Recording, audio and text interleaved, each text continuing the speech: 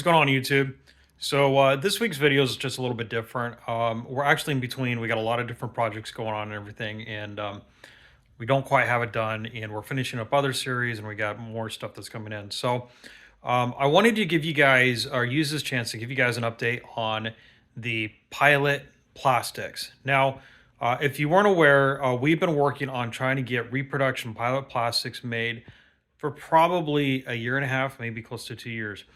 And I know that it's a little hard because we'll put an announcement out on the Facebook page and you won't hear anything for a long time.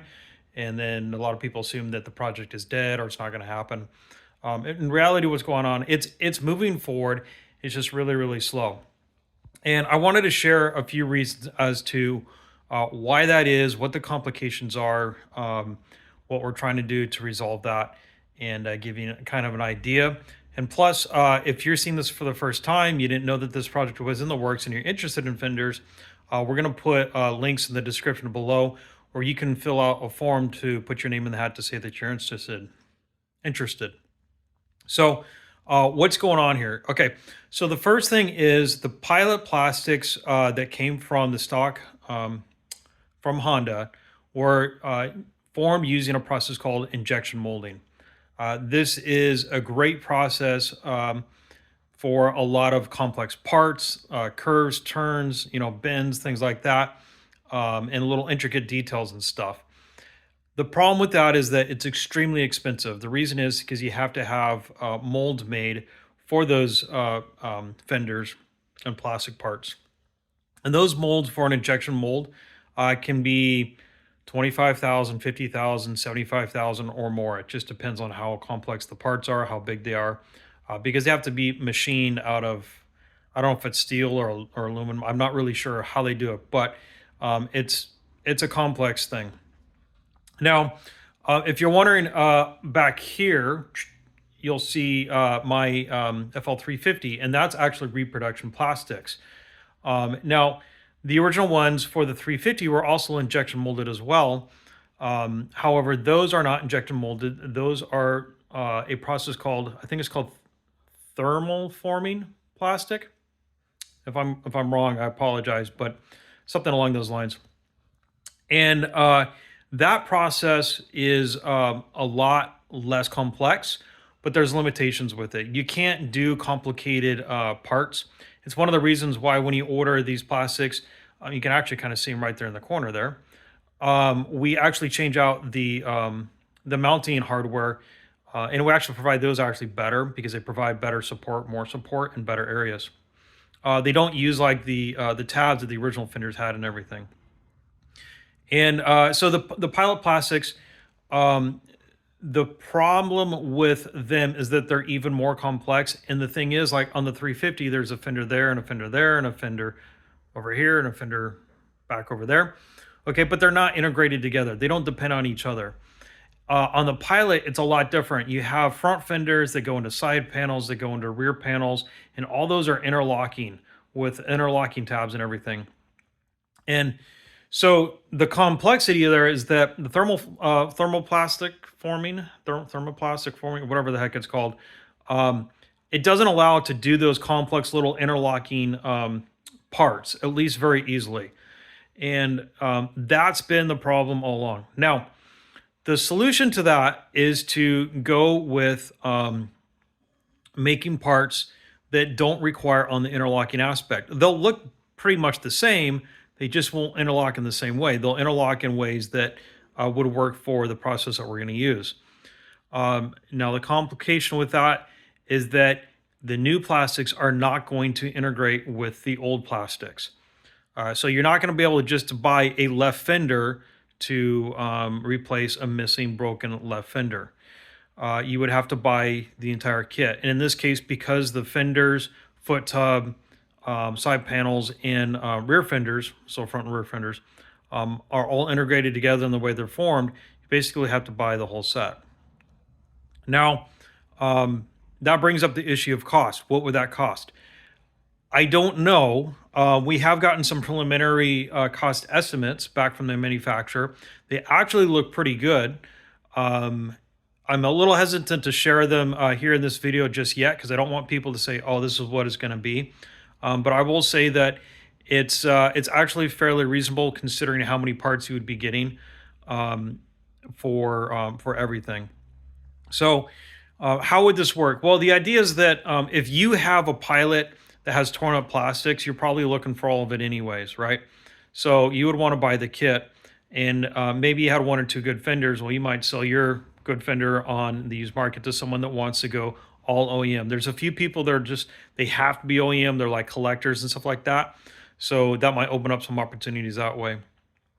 Um, Otherwise, if you're just looking to have like a daily writer that you want to write everything and you want to hold on to your plastics that are good, then you can also get the set, and then you got a complete set of plastics that if you wreck them, crash them, bend them, break them, or anything like that, you'll be able to get replacements and stuff. Now, once you buy a set, we'll be able to sell you a left fender, right fender, or front fenders, rear fenders. If you break them, you won't have to buy continual replacement parts. It's just that our new plastics would not be compatible with the old stuff. So it wouldn't behoove you to buy just one fender from us because it's not going to integrate with the rest of your machine. I hope I made that clear enough. I'm sorry if it's a little confusing, but that's where it's at. So here's the deal.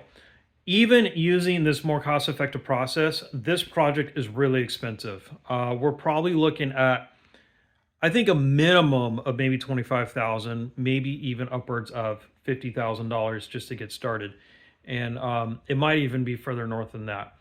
So we do have an email distro that we put out, and I'll put a link in the description below, so you can check it out. This is our Pilot Plastic Survey. So if you have a Pilot and you're interested in plastics, click on the link, fill out the form, give us your information, and that way we have an idea of what the number of people interested are. I think right now we're close to 90 people, which is great, but we know that a lot of people are like, well, I only needed one fender, I'm not going to buy an entire kit. Okay, we get that, so you may not buy, at least at this point.